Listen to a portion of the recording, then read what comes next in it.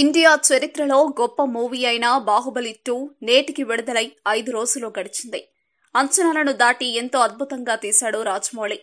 చూసే కొద్దీ చూడాలనిపించేలా అద్భుతంగా తెరకెక్కించాడు.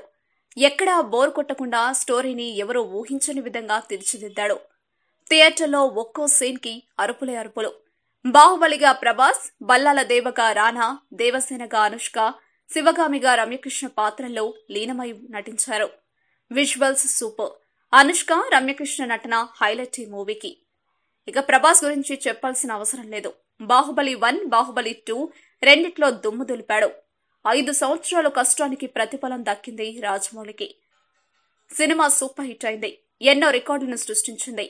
ఇదిలా ఉంటే మన టాలీవుడ్ లో కొందరు మాత్రం అసలు ఈ సినిమా ఎలా ఉంది అని నోరు విప్పి చెప్పట్లేదు. బాలీవుడ్ హీరోలు, హీరోయిన్లు కూడా బాహుబలి మూవీని పొగిడేస్తుంటే టాలీవుడ్ స్టార్ హీరోలు అయి ఉండి కూడా నోరు మెదపట్లేదు. కానీ తాజాగా రామ్ చరణ్ ఈ సినిమా చూసి ఒక సంచలన వ్యాఖ్య చేశాడు. సినిమా చూడ్డానికి బాగుంది అని, ఇండియాలోనే బిగ్గెస్ట్ బ్లాక్ బస్టర్ అని, విజువల్స్ బాగున్నాయి అని, ఈ సినిమా ఫిల్మ్ మేకర్స్ కి ఇన్స్పిరేషన్ అని చెప్పాడు. కానీ ఇందులో నటించిన వాళ్ల గురించి ఒక్క మాట కూడా చెప్పకపోవడం గమనార్హం.